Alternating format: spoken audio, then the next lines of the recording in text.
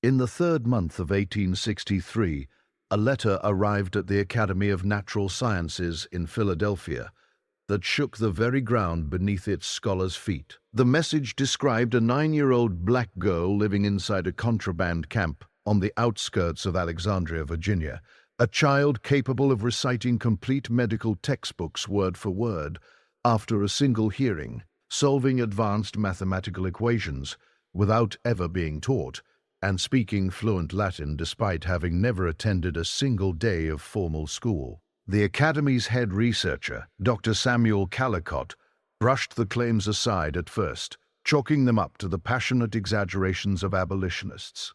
But when 3 separate Union military officers independently verified the reports, adding that the girl had spotted life-threatening medication errors made by a camp doctor and rescued 2 wounded soldiers from the brink of death, Callicott found it impossible to look away. An obsession took root in him, one that would consume everything he thought he understood about human science and the natural world. According to private journals unearthed decades later from a sealed corner of the Academy's archives, what Callicott found at that camp did not merely surprise him, it demolished him. The child, Eliza Davis, contradicted every racial classification and intellectual ranking upon which his entire professional life had rested. The revelation cut so deep that he eventually burned years of his own research and then disappeared from public life without a trace. But before we dive into this haunting, remarkable story of Eliza Davis and the man who tried, and ultimately failed, to make sense of her, I want to pause for just a moment. If you are someone who is drawn to genuine historical mysteries, stories that overturn what we believe we know about the past, then subscribe to Black Right Stories right now and hit the notification bell so that no hidden chapter of history ever passes you by. Drop a comment and tell us which country you're watching from. Let's find out just how wide our global community of history seekers truly stretches. The truth they buried is about to surface. Now, let's uncover what truly unfolded in that spring of 1863. The contraband camps encircling Alexandria, Virginia, in the early months of 1863 were places where desperation and hope existed side by side. After President Lincoln signed the Emancipation Proclamation in January of that year, tens of thousands of formerly enslaved people poured into Union-held territory, seeking the protection of federal authority. The camps spread across waterlogged fields and abandoned industrial buildings. Shelters were pieced together from whatever could be scavenged: rotting canvas, cracked timber, sheets of rusted metal. The air hung heavy with the permanent smells of burning wood, unwashed skin, and the sickly sweet odor of illness that drifted through the medical tents like an invisible fog. In one of these settlements, labeled simply as Camp Relief Number 7, something unusual had been quietly unfolding that spring. The camp sheltered roughly 240 people, most of them women and children whose husbands, fathers, and brothers had either perished, been sold to distant plantations, or enlisted in the colored troops regiments then forming across Union territory. Among these survivors was a girl named Eliza Davis, who had arrived 3 weeks earlier alongside a group of refugees from a tobacco plantation outside Richmond that Confederate forces had burned to ash during their retreat. Eliza was slight for her 9 years, her small body carrying the leanness of a child who had grown up knowing hunger as a constant companion. Her skin was dark as polished walnut wood. Her hair was tucked under a faded calico headscarf, her face braided tight. In any other setting, she might have appeared ordinary. Large, watchful eyes, a small nose, lips that rarely curved into a smile. But those eyes were anything but ordinary. They were eyes that consumed everything around them, that appeared to be perpetually measuring, cataloging, and storing. Adults who held her gaze too long found themselves shifting uncomfortably without quite knowing why. The first person to detect something extraordinary in Eliza was Lieutenant James Carmichael, a young officer from Massachusetts stationed at the camp for administrative duties. He had been assigned the exhausting task of cataloging the camp's population, recording names, approximate ages, places of origin, and any skills the refugees might possess.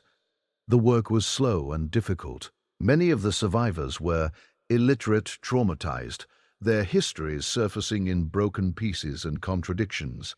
When Carmichael summoned Eliza Davis, she approached his makeshift desk with her eyes lowered, as she had been conditioned to do. Her guardian, an older woman named Ruth, who had traveled with her from Richmond, stood close behind her, watchful and protective.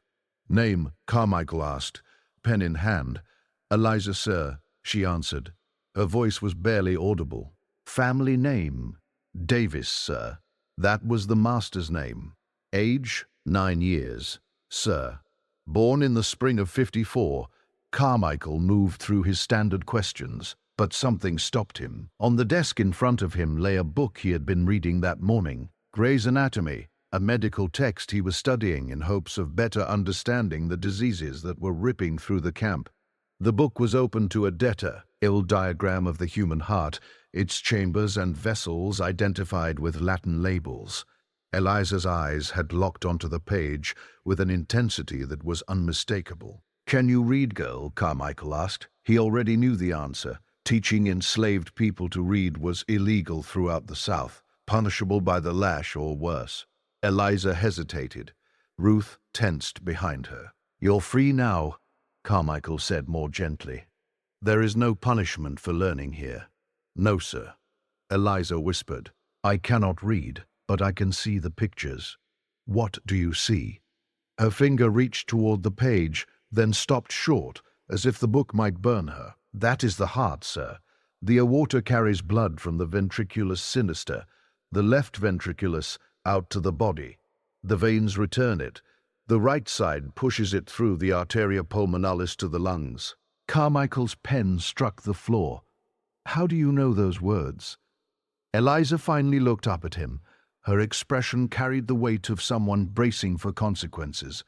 "Master's son was studying to be a physician, sir. Before the war, he used to read his textbooks out loud to help himself memorize them. I would clean his room while he studied." "And you memorized Latin medical terms just from listening to him?" "I remember everything I hear, sir. Every word." What followed over the next hour shook Carmichael to his core. He pulled refugees aside to speak within Eliza's range of hearing, then asked her to repeat what had been said. She reproduced every conversation flawlessly, including the dialect, the inflection, the emotional tone, even when people spoke in German or French. When Carmichael read passages aloud from his anatomy text, she echoed them back without a single error, including the most complex anatomical descriptions imaginable. But it was what happened after that truly upended him. He asked Eliza to explain what the passages meant. She did not fumble through it the way someone parroting memorized words might. She spoke with genuine, deep comprehension. She explained circulatory function, organ purpose, and the mechanics of respiration using precise medical vocabulary, and she did it with the fluency of someone who had spent years in a classroom, not a plantation. When Carmichael mentioned that one of the camp physicians had been baffled by a patient's condition, Eliza posed 3 careful questions about the case, then offered a diagnosis: pleurisy complicated by malnutrition, along with a specific course of treatment. She was correct. The treatment worked. Within the week, Carmichael's report had passed through his commanding officer and traveled all the way to the Department of War in Washington. In the politically charged atmosphere of 1863, with the war's outcome hanging in the balance and the question of what to do with millions of newly freed people becoming an urgent national crisis, Eliza Davis represented something that could change everything. She was living proof that the racial theories which had been used to justify 2 centuries of slavery were scientifically fraudulent. The South's entire social architecture rested on the claim that black people were intellectually inferior, incapable of higher reasoning, fit only for physical labor under white authority. Even many Northern scientists and abolitionists largely accepted this premise, though they argued the deficiency resulted from lack of opportunity rather than inherited biology. But a 9-year-old black girl who had received no formal education whatsoever, and yet matched or exceeded the intellectual capacity of the nation's most educated white men, who possessed abilities that seemed to operate beyond the boundaries of normal human cognition, was something far more volatile than a polity. Cal argument. She was dangerous. Dr. Samuel Callicott received the War Department's request to investigate on April 3, 1863. Callicott was 47 years old, a distinguished fellow of Philadelphia's Academy of Natural Sciences, and one of America's foremost authorities on craniology, the practice of measuring skulls to assess intellectual capacity and racial characteristics. He had published widely on the subject, his findings frequently quoted in defenses of slavery. His measurements, he claimed, demonstrated that African skulls were smaller in volume, particularly in the frontal regions linked to higher reasoning, and that their brain structures more closely resembled those of apes than those of white Europeans. The War Department's request came with unusual conditions.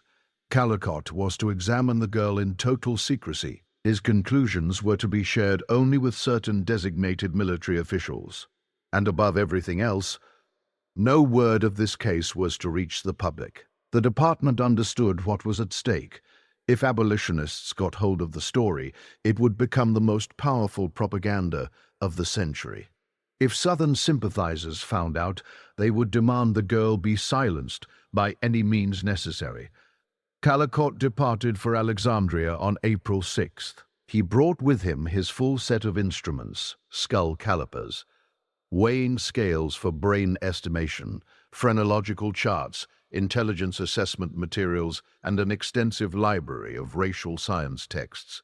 He also brought his research assistant, a medical student named William Driscoll, and a stenographer tasked with documenting every detail of the examination. They reached Camp Relief No. 7 on a gray morning, when spring rain had turned the camp's pathways into rivers of mud.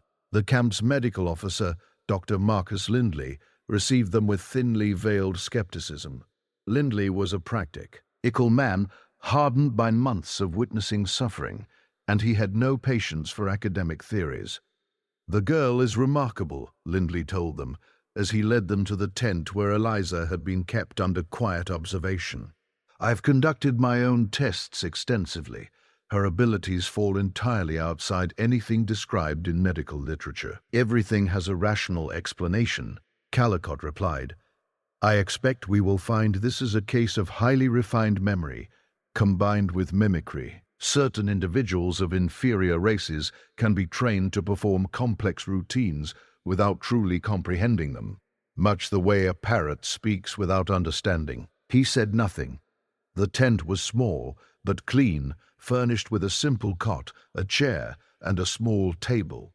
Eliza sat on the cot with her hands folded in her lap, dressed in a plain gray dress donated by a Ladies' Aid Society. Ruth occupied the corner, watching the white men with the exhausted wariness of someone who understood exactly how dangerous this kind of attention could be. Callicott's initial impression, recorded in precise detail in his journal, was deliberately unremarkable. "Subject presents as a typical Negro child of approximately 9 years," he wrote. "Small stature, likely attributable to malnutrition common among her race and former condition. Physical examination reveals no obvious abnormalities. Subject is compliant and quiet, exhibiting the docility expected of her kind." Then Eliza looked up at him. "Good morning, Dr. Callicott," she said softly. "Dr. Lindley mentioned you studied in Edinburgh under Robert Knox. I heard him read some of your published papers. You argue that Negro skull capacity averages approximately 5 cubic inches less than Caucasian skulls, particularly in the frontal region, which you connect to reasoning capacity and moral development."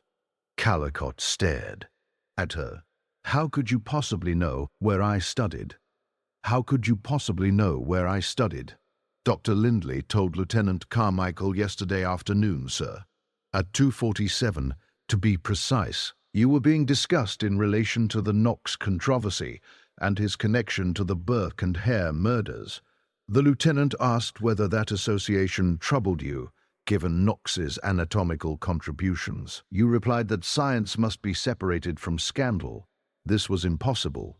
Dr. Lindley confirmed the conversation had taken place at approximately the time, but it had occurred in his private office, more than 200 yards from this tent. You could not have heard us from here, Callicott said. Sound travels far in a camp like this, sir, Eliza replied, particularly when the wind runs from the east, as it did yesterday afternoon. I hear a great many conversations. Over the next 6 hours, Callicott conducted the most rigorous intellectual examination of his career. He began with memory exercises, reading passages aloud from various texts and asking Eliza to repeat them. She reproduced everything without a single error, including material in Latin, Greek, French, and German, languages she insisted she had never formally studied. He then shifted to comprehension. He read complex philosophical arguments by Kant and Hegel, mathematical proofs from Euclid, and advanced medical descriptions from the most current texts of the era. After each passage, he asked Eliza to interpret what she had heard. She did not just summarize, she analyzed. She identified internal contradictions in philosophical arguments.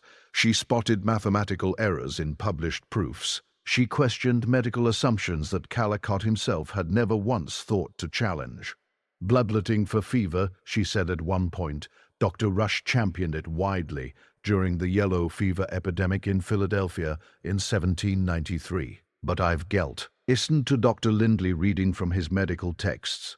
They describe blood as the carrier of oxygen to the body's tissues. If a patient has fever, the body is fighting infection. Why would a physician remove the very blood that carries the resources needed to fight the disease? Would that not weaken the patient at the moment they need strength the most? Callicott had no answer. The medical establishment still debated bloodletting's value, but Eliza had just identified a fundamental logical flaw that most trained physicians chose to ignore. He moved to arithmetic, complex calculations, algebraic equations, geometric proofs. Eliza solved each problem almost before he finished writing it. When he presented her with a problem he had intentionally designed to have no valid solution, she spotted the impossibility within seconds and articulated exactly why. Try music, Dr. Lindley suggested. He had brought a violin. He played a complex sequence of notes. B flat, D, F, A, C, E flat. Eliza said at once, "That is from Mozart's Requiem, Confutatus Maledictus, bars 4338. The F was slightly flat, however, a quarter tone off. Lindley's bow hand trembled. "I have never played that piece in your presence," he said. "The master's daughter played piano, sir. She rehearsed Mozart's Requiem for her wedding. That was 2 summers ago. She played it 47 times before the ceremony. I remember all of them." You can recall a musical sequence from a single hearing 2 years past. "I remember everything, sir. Every sound, every word, every face. I cannot forget, even when I want to." The weight of that final sentence settled over the tent like something physical. To remember everything, every moment, every sensation, every fragment of information ever encountered, without the mercy of fading that, ordinarily shields human minds from being crushed by accumulated experience. What kind of existence would that be? What burden would it place on a child? Diede. Callicott spent the following 2 hours searching for the limits of Eliza's abilities. He found none. Her memory was total and permanent. Her comprehension was instantaneous. Her analytical thinking operated at a level that surpassed educated adults with decades of professional training. She could hold multiple complex ideas in her mind at once and draw connections between unrelated fields of knowledge that specialists required entire careers to develop. By late afternoon, Callicott's assistant, William Driscoll, could no longer conceal his distress. "Sir, this surpasses anything in any literature I've encountered," he said quietly. "This isn't simply extraordinary intelligence. This is something else entirely." Callicott's response was to begin the physical examination. If the girl's abilities could not be explained through intellectual theory, perhaps they could be explained through physical abnormality. He measured her skull with calipers at every possible angle. He examined her head for unusual formations according to phrenological principles. He tested her reflexes, her vision, her hearing. Everything fell within normal ranges. Her skull measurements were typical for her age and sex. There was no physical finding that could account for what he had witnessed. Perhaps, Driscoll said quietly, the theories are simply wrong. Callicott spun on him. The theories rest upon hundreds of measurements, thousands of documented observations, decades of accumulated scientific inquiry. They cannot simply be wrong, but if this girl, she is an anomaly, an outlier. Every distribution has outliers. They do not invalidate the underlying principle. Yet, even as the words left his mouth, Callicott knew he was deceiving himself. He had devoted his career to constructing a scientific case for black intellectual inferiority, a framework that depended entirely on the premise that such inferiority was biological, innate, immovable. But here sat a black child who had been given nothing. No schooling, no freedom, no opportunity, and who possessed cognitive abilities exceeding anything Callicott had ever observed in any human being of any background. If she was possible, what else had slavery crushed? How many other people of extraordinary capability had been ground to dust by a system designed to ensure their minds would never develop? How many potential scientists, scholars, artists, and leaders had been lost? And if the racial hierarchy of intellect was a lie, what did that say about the scientific legitimacy of everything he had built his name upon? These questions frightened Callicott in a way no external threat ever had, because they threatened to bring down the entire intellectual architecture of his existence. As evening descended, Dr. Lindley arranged quarters for Callicott and Driscoll within the camp's medical section. Callicott could not sleep. He sat hunched over a small desk, reviewing his notes by candlelight, turning over every possible explanation that might keep his theoretical framework standing. Near midnight, he heard something that stopped him cold. A young female voice, speaking Latin with flawless pronunciation. He traced the sound to the medical tent. Inside, Eliza stood beside a cot where a soldier lay burning with the delirium of severe infection. Dr. Lindley was present as well, along with two exhausted orderlies. The soldier's leg wound had been festering for 3 days, despite treatment. He was expected to be dead by morning. The drainage is purulent and foul-smelling. Eliza was saying in English now, her voice steady and clinical. That indicates an arrow. By infection. The texts describe it. Clostridium perfringens, though physicians do not yet know the name. It produces gas within the tissue. You can detect crepitus here. She gestured along the soldier's leg. The tissue is dying. Gangrene. We know it is gangrene, Lindley said, his voice heavy. We are preparing to amputate at first light. You will be too late. The infection has already entered the bloodstream. Do you see those lines? She pointed to faint red streaks extending up the soldier's thigh. That is lymphangitis. The infection is moving toward his torso. By morning, it will be systemic. Amputation will not save him. Then he is going to die, Lindley said flatly. Perhaps not. Eliza crossed to the cabinet of medical supplies. I heard you reading from Joseph Lister's paper 2 weeks ago. He proposes carbolic acid as an antiseptic agent. You have some here, do you not? Lindley studied her. Lister's work is contentious. Most surgeons reject it. And yes, I have a small quantity, but I've never used it. Use it now. Clean the wound with a diluted carbolic solution. Remove every trace of dead tissue, aggressively, even if it means cutting deep. Then pack the wound with carbolic-soaked dressings. It may arrest the infection before it reaches his heart. That is madness. One of the orderlies muttered. The carbolic alone will cause terrible pain. He is already dying. Eliza said simply. This gives him a chance. Lindley looked toward the tent entrance, where Callicott stood in the shadows. What is your assessment, Doctor? Callicott wanted to refuse. He wanted to dismiss this as the reckless proposal of an ignorant child playing with ideas she could not possibly grasp. But he had spent 6 hours testing her with every tool at his disposal, and he knew with a certainty that turned his stomach that Eliza Davis understood this medical situation more clearly than anyone else in that tent. Do it, he heard himself say. The next 2 hours were harrowing.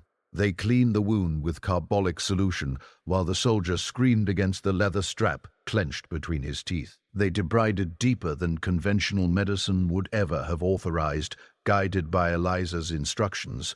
They packed the wound with carbolic-treated dressings and waited. By dawn, the soldier's fever had broken. The red streaks had ceased their advance. He was weak and shaking, his face drawn with pain, but he was alive. Over the week that followed, the wound began to knit itself back together. He would carry the loss of some muscle tissue, but he would keep his leg. He would live. Eliza had saved him using medical knowledge the profession would not broadly embrace for another decade. That morning, Callicott composed his preliminary report to the War Department. His hand was unsteady as he wrote. Subject demonstrates cognitive capabilities that surpass current scientific understanding. Memory appears to be eidetic and comprehensive. Comprehension and analytical reasoning operate at a level entirely inconsistent with subject's age, educational background, and racial classification. Physical examination reveals no abnormality sufficient to account for these abilities. Further study is required to determine. Will be stopped. To determine what? Whether his entire career had been constructed on fabrications, whether the racial science that justified human bondage had been an elaborate lie that brilliant men had chosen to believe because it served their interests. Driscoll appeared in the doorway. The War Department has transmitted additional instructions, sir. The new orders were short and chilling. Continue examination, determine the full scope of subject's abilities. Identify limitations. Assess potential applications. Maintain absolute secrecy. Do not permit subject to interact with any unauthorized individuals. Under no circumstances allow subject's existence to enter the public record. The implication beneath those words was immediate and clear. The War Department had no interest in scientific truth. They were interested in control. Eliza Davis was either a weapon or a threat, possibly both, but she was not to be permitted to simply exist as a free human being in possession of extraordinary gifts. Over the weeks that followed, the examination of Eliza intensified dramatically. Callicott summoned additional researchers, each one sworn to silence. They tested her across mathematics, astronomy, linguistics, biology, chemistry, history, philosophy, music, and art. In every domain without exception, she operated at a level that demolished every assumption about what was possible. She could calculate astronomical positions without instruments. She could speak languages she had heard spoken only once. She could identify chemical compounds by scent alone. She could retain entire books after a single reading and recall them years later without losing a syllable. She solved problems in minutes that had occupied professional mathematicians for years. But the relentless testing was consuming her. Eliza grew thinner, quieter, the light behind her eyes gradually dimmed. She never complained and never resisted. But Ruth, her guardian, confided in Dr. Lindley, in a conversation Callicott overheard, that Eliza had nearly stopped sleeping. When sleep did come, nightmares followed. She remembers everything, sir, Ruth said, her voice low and aching. Every whipping she ever witnessed, every child separated from their mother, every scream, every sob, every horror. It doesn't fade for her. It stays there in her mind, fresh as the moment it happened. How is a child supposed to carry all of that? The question lodged itself in Callicott and refused to leave. He had been treating Eliza as a scientific subject, a puzzle to be solved, a phenomenon to be catalogued. But she was a child who had lived through slavery's most brutal realities and who bore the particular cruelty of perfect, permanent memory, unable to let any of it soften into the past. In early May, everything changed. Calicut arrived at camp to find an unusual intensity in the air, soldiers moving in tight formation, officers conferring in hushed clusters. Dr. Lindley met him with a grave expression. "Confederate raid last night," Lindley said, 20 miles south. "They struck another contraband camp. Burned it entirely. Everyone there was killed or taken." "Why would they target a contraband camp?" Driscoll asked. "Because word is spreading," Lindley said quietly. "We've kept this contained, but information has a way of moving. There are stories circulating about a black girl with abilities that cannot be explained. Confederates want her eliminated before abolitionists can turn her into a symbol. Confederate intelligence wants her captured to prove the rumors are fabrications. Everyone wants to either control her or destroy her." That night, Calicut made a decision that would define the remainder of his life. He walked to Eliza's tent and spoke with her directly. No instruments, no colleagues, no careful professional distance. The tent was dim, lit by a single candle that cast long shadows across the canvas walls. Eliza sat on her cot with a worn primer in her lap, one of the books from the camp's small school. Ruth dozed in the corner, worn out from another day of tending to sick children in the medical tent. When Calicut entered, Eliza looked up, but did not seem startled. It was as though she had been waiting for him. "Eliza," he said, his voice lower than usual, "I need to ask you something honestly. Do you understand what you are? What your abilities mean in this world, at this moment?" She held his gaze with those ancient eyes that had witnessed things no child should have to retain forever. "I understand that I am dangerous, sir. That is why everyone is afraid of me. You are not dangerous. You are extraordinary. They are the same thing, sir, for someone like me." She set the book carefully aside, her small fingers resting on its cover. "When you are a Negro and you are extraordinary, you become a problem. Either you prove something powerful people do not want to believe, or you become something they want to possess. I understood that on the plantation." She paused, then continued. "Master's son had a hunting dog once. A pointer, smarter than any dog the boy had ever known. It could track almost anything, follow complex instructions, seem to reason almost like a person. One day a visiting planter offered a great sum of money for that dog. Master's son refused. A week later, the dog was gone. They found it 3 days afterward, shot dead in the woods. Master's son wept for a week, but his father told him it was a mercy. Something that valuable and that intelligent, he said, would have been stolen eventually or caused problems. Better to end it cleanly than wait for what would come. Calicut felt ice move through his chest. "You believe someone will kill you. I believe someone will attempt to use me until I am broken, or they will kill me to prevent someone else from using me. Either way, I am not permitted to simply be Eliza." She paused, then added very quietly, "Dr. Lindley told me about the raids. He did not say they were connected to me, but I know. I hear things. People speak in whispers about the Negro girl who knows too much. Some believe God has blessed me. Others think I am something unnatural. Though Confederates believe I am propaganda invented by abolitionists. The Union believes I am a political complication. No one believes I am simply a child who wants to live. What do you want, Eliza? If you could have anything at all, what would it be?" For the first time since he had met her, Eliza's carefully constructed composure broke open. Tears filled her eyes, though they did not fall, as though even weeping was something she had learned to suppress. "I want to forget, sir. Just for one day. I want to forget everything I have seen and heard and felt. I want to be an ordinary child who does not remember her mother's face the morning Master sold her, who does not remember exactly what she said. Be good, baby girl. Be good. Maybe we see each other in heaven. I don't want to remember the sound of the chains, or the look on her face as she tried not to cry, because crying made Master angry, and he would beat her for it. Her voice had risen slightly. Ruth stirred in the corner. Eliza immediately quieted, glancing at her guardian, then continued in barely more than a breath. I remember every person I ever watched being whipped, every child taken from their mother, every woman who went into the master's house at night and came back different. I remember the exact words of the auctioneer when they sold my baby brother. Good breeding stock, strong back, prime field hand potential. He was 6 years old.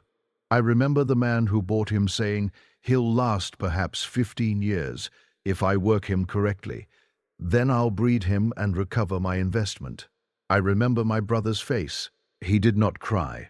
He was too frightened to cry. And I remember all of it, Dr. Callicott. Every moment of every horror. I cannot let go of any of it.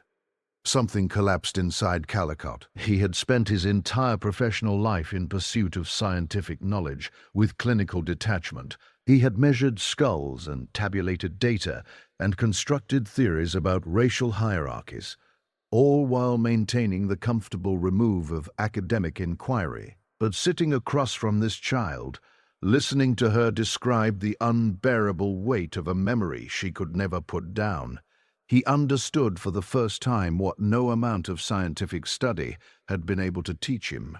He understood the human cost, the true, immeasurable human cost of the institution he had devoted years of scholarship to defending. "I cannot give you forgetting," he said at last. "No one can." "I know, sir, but I can do something else. I can ensure that you are no longer examined as a specimen, that you are permitted to be a child as much as is possible here, that your abilities remain yours, not something for others to claim and exploit. Can you truly do that, sir?"